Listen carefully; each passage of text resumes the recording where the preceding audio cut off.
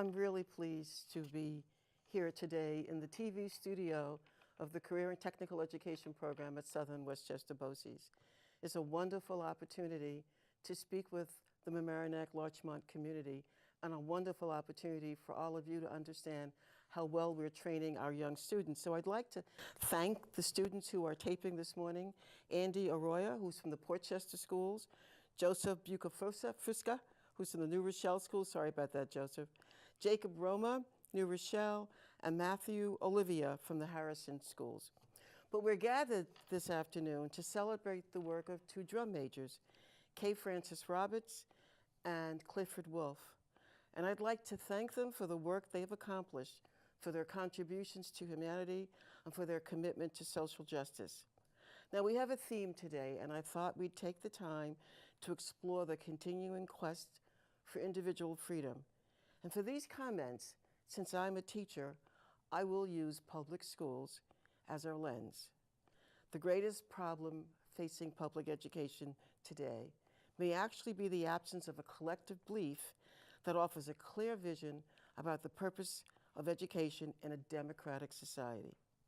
The greatest education reforms in our country have been born when society is galvanized by questions of moral importance. I'm looking at the backdrop, March on Washington, 1963, and I'm reminded this was the one time when I was brave enough to defy my father. I boarded that bus to Washington.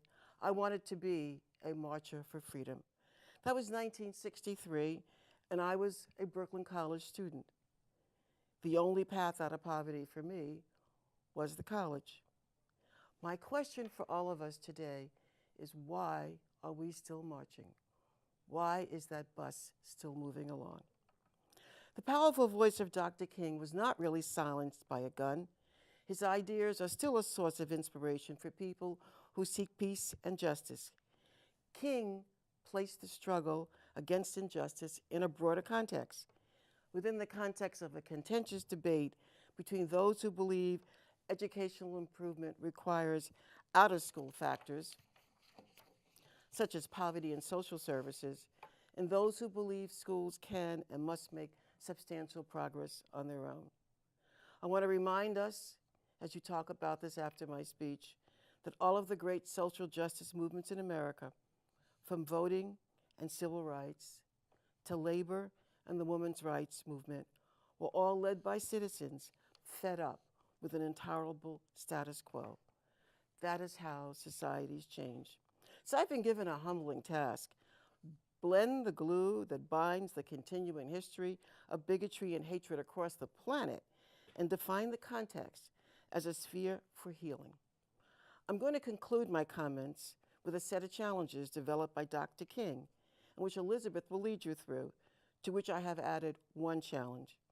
Your homework is to expand on that list of proposals and to think about whether or not his proposals and challenges have any chance of ever being implemented. Dr. King linked the struggle for freedom and equality of African Americans to the struggle of other people around the world who all sought the same goals. The intent of my brief comments is to encourage us to view hateful attitudes, assumptions, and behaviors through the lens of history, so we can gain a greater understanding of the impact of centuries of oppression in all its iterations and what that has had on our lives. The life stories of freedom fighters remind us of the constant need to be vigilant and to be prepared to confront hatred and bigotry whenever and wherever it surfaces. So let's start this journey. In the next few minutes, I asked you to travel over 59 years with me, from 1955 to 2014. Let's start at my beginning. It was the fall of 1955. Back from a summer of riding the colored-only section of the Chesapeake Bay Ferry, I entered high school and met my English teacher, Mrs. Gold. At the same time, the battle for civil rights was beginning to reach national news, and I, a poor black kid, had been admitted by oversight into a class of white kids who tested gifted. I found myself a curiosity. Seems the scheduler had used my test scores to assign me to the class, but she forgot to check my ethnicity. They explained this conundrum to my mother, and they decided to let me stay, assuming, I think, that I would quickly fail. After all, Brown versus Topeka Board of Education was still headlines. However, my English teacher, Mrs. Gold, was not going to let that happen. So the first lesson, every child needs to know there is an adult who cares and who will serve as a cheerleader, or as Dr. King often uttered, a drum majorette for freedom. So follow me on my first yellow bus trip. It was actually from Brooklyn to Manhattan. We boarded this trip to a place called Broadway to see a play that interpreted a book we were reading. The book was The Diary of Anne Frank. At first, as a newly minted preteen student beginning to experience womanhood, I focused on Anne's daily life. Quickly, I realized she was hiding for her life, and that condition overshadowed all else. Beyond the fact that many people still living suffer from the Holocaust effects is the fact that the diary introduced the world at large to the concept of genocide, like the concept of slavery. I have probably been to Broadway hundreds of times since then, but I still remember the ending of that play and the profound effect it had on my life choices for the next 20 years. The final scene ends with Anne sitting in the attic as the footsteps of the stormtroopers enveloped the audience. I can still hear the stomps. Less than 5 years later, I saw the hoses and bats, guns, and white hoods, which I saw as a simulation of the stomp, repeated during the 60s by those who would attempt to destroy my right to drink from the water fountain of my choice. The diary is relevant in that it reminds the world what can happen if ethnic, racial, religious, and other forms of discrimination and hatred, instances which continue to occur around the world, are allowed to go unchecked. In his letter from Birmingham jail, Dr. King writes, "Human progress never rolls in on wheels of inevitability. It comes through the tireless efforts of men willing to be co-workers with God. Without this hard work, time itself becomes an ally of the forces of social stagnation. So we must use our time today creatively in the knowledge that the time is always right to do right. Now is the time to make real the promise of democracy and transform our pending national elegy into a creative psalm of brotherhood. Now is the time to lift our national policy from the quicksand of racial injustice to the solid rock of human dignity." Fast forward 20 years later. In the intervening years, adorned with afro and leather boots, which, by the way, is how I interviewed for my Mamaroneck position, I marched and picketed and chose to pursue a career that would focus on serving as a drum major for social justice. I will always thank Audie Norwood for taking the chance to hire me. Audie Norwood and Cal Schlick, actually. We should acknowledge that the full picture of a nation's schools reflects the social realities of our nation. We have to examine the relationships between social failures, children's lives outside of school, and educational outcomes. The reality is that in the United States is that persistent educational achievement gap. What has happened is it's generating a massive waste of both human talent and economic potential. And the darkness has reached the once secure boundaries of the middle class. That's us. There are no neat and tidy solutions to the crisis facing America right now, but we're just tagging some bodies as worthy and others as damaged. Those bodies reside in our homeless shelters and with greater frequency in our prisons. Can we turn this ship around? Can public schools be the vehicle? Can we ever exert the energy and the moral will to make it happen? Do we want to restore the principles of democracy for all without distinctions of birth conditions or zip codes? Whenever men and women are persecuted because of their race, religion, or political views, that place must, at that moment, become the center of the universe. Is that a radical thought? Let me try one more. Schools are really about nation building. Schools remain the only public institution constructed for the public good. Schools are probably the only shared experience that unifies most Americans.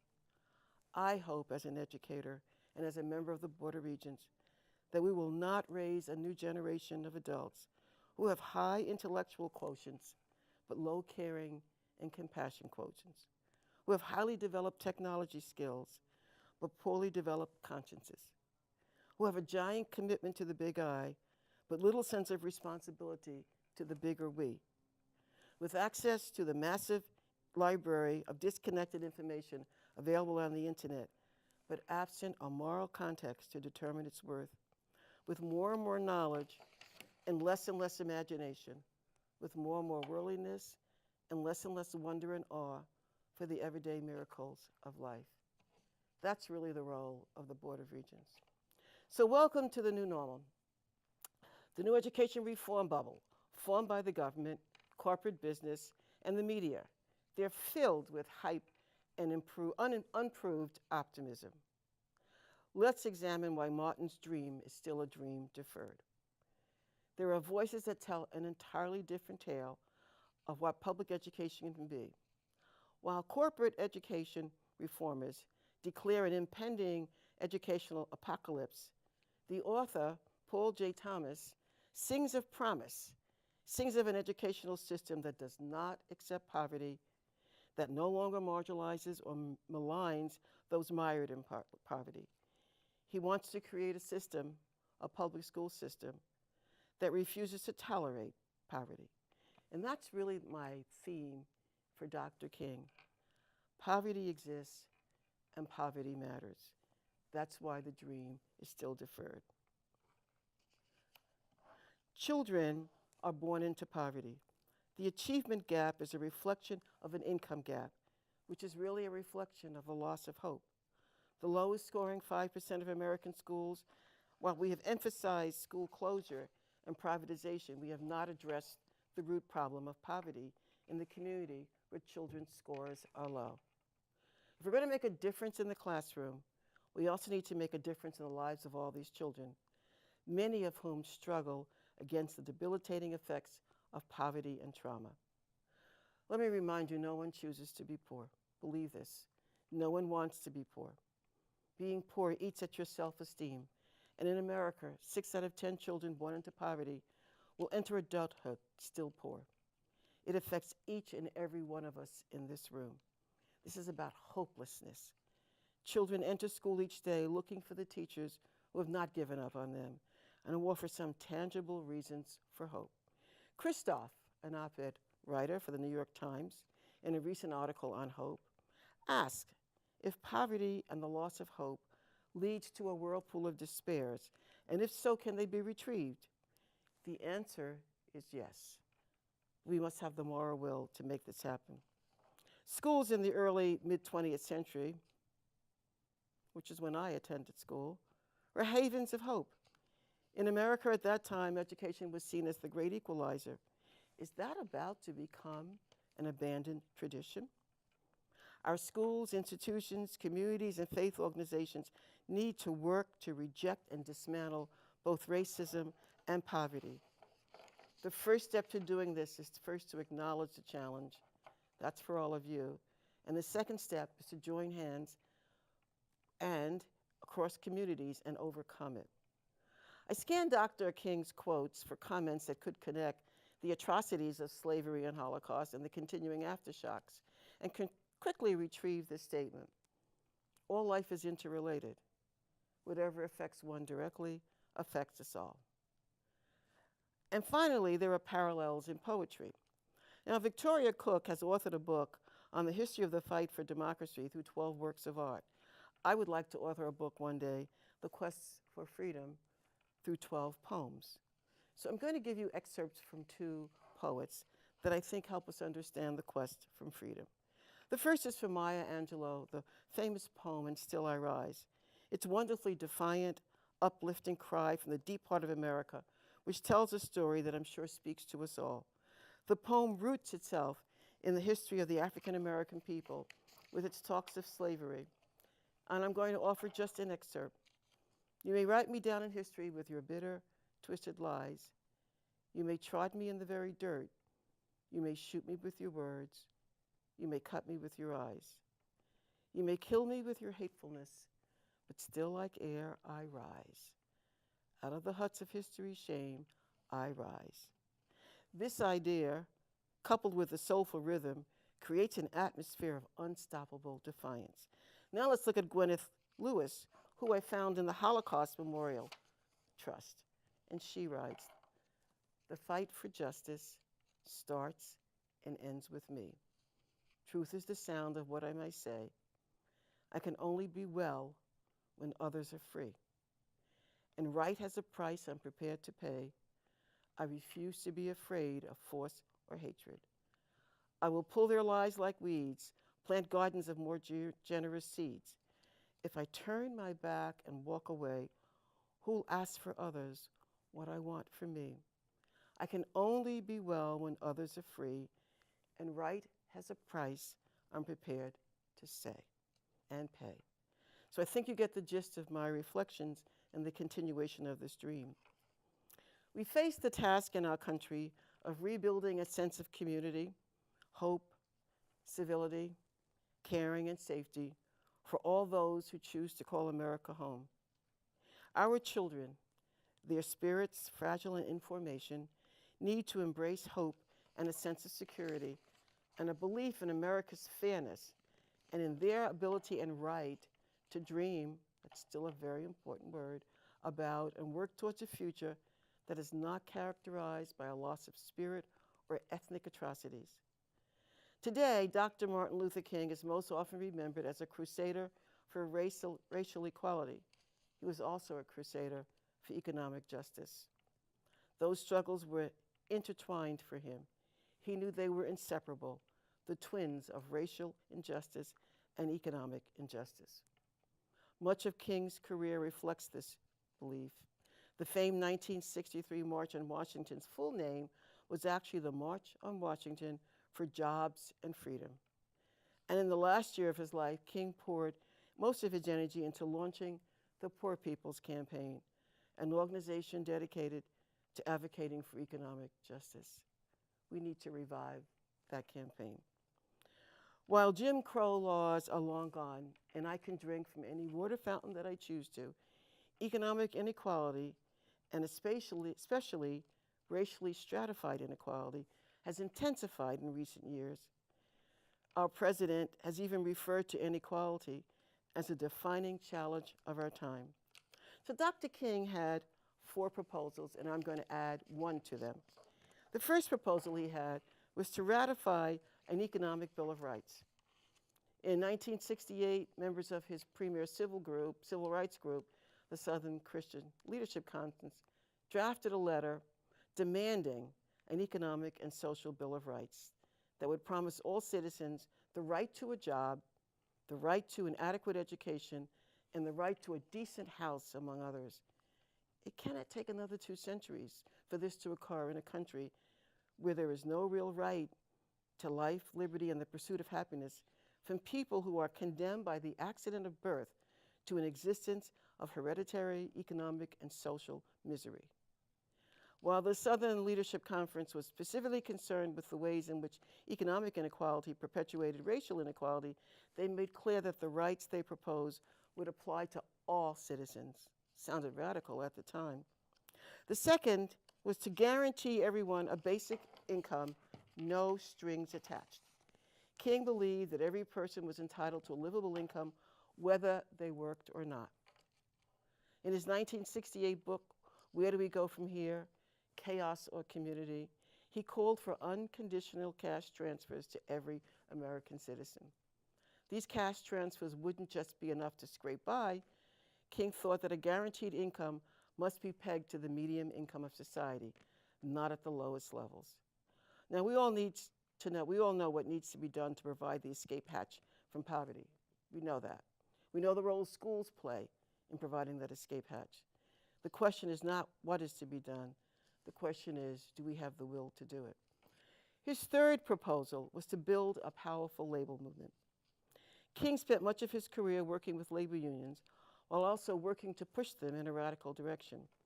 At the time of his assassination, he was campaigning in Memphis, Tennessee, on behalf of the city's striking sanitation workers.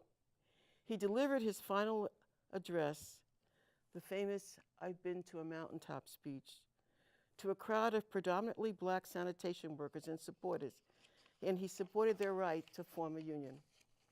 The 1968 Memphis strike was not the first time King had reached out to support the labor movement. He'd been delivering speeches before crowds of union members for years, calling for greater cooperation between the civil rights movement and the labor movement. The labor movement, if it is to remain vital in the 21st century, needs to raise the standard of living for all workers, not merely those under contracts. As the relative numbers of members of union drops, the strength of labor will fail if it does not become a social force, pressing for greater dimensions of wealth distribution for all those who labor. His fourth recommendation was to guarantee a job to anyone who can work. I feel so strongly about this one. The very first right enumerated in the Economic Bill of Rights was the right of every employable citizen to a decent job. The unemployable rate in this country, while pegged at under 5%, is really much higher than that. We have no idea how many people have stopped looking for work. So he talked about a guaranteed income for everyone, and for those who are willing and able to work, a guaranteed job. I'm hoping that a specific number of jobs is set forth. We do need a program to abolish unemployment. There's lots of work to be accomplished in this country. Now, I added a fifth. Invest in universal early childhood programs. There is sufficient evidence that a comprehensive, rich early childhood program, which provides a broad introduction to the extended world of literacy and the arts, can represent change for poor children and for all children. The arts I include because they represent humanity's universal language. Every dollar invested in early childhood education could save expenditures in social entitlement programs down the road. There are bold statements that say such investments could reduce teen pregnancy, increase graduation rates, even reduce violent crimes. Your task in the audience today is formidable. You have to convince neighbors that an investment in early childhood benefits every child, every neighbor, without qualifications or exceptions. I'm going to conclude shortly with a quote from Tom Sobel, a trailblazer and probably the best commissioner of education New York has ever experienced. Tom says, "Schools have never been about passing a standardized test. That's defining education much too narrowly.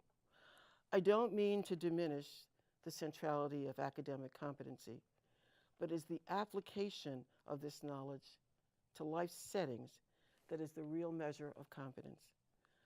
From the beginning, our schools have been about character as well as competence, about wisdom as well as knowledge, about democracy as well as individual achievement. Schools are places where young people come together to learn, and it turns out that the coming together is as important as the learning, or rather, the coming together enables a different kind of learning, the kind of learning that has to do with getting along with others, with learning how to be a member of a group, with a sense of identity and a personal awareness that one is part of a society and a human condition vastly larger than oneself. If we ignore these principles, we ignore them at our peril." I'm a teacher, so I have left you with a homework assignment that Elizabeth will lead in the conversation that follows this video showing. And I conclude with Dr. King's comments around the homework assignment. "The ultimate measure of a man is not where he stands in moments of comfort and convenience, but where he stands at times of challenge and controversy. Faith is taking the first step even when you don't see the whole staircase. Our lives begin to end the day we become silent about things that matter. Your challenge is to remember that while we commemorate the life of Dr. King, the bus continues to roll, the dream remains deferred, and the challenges are still ahead of us."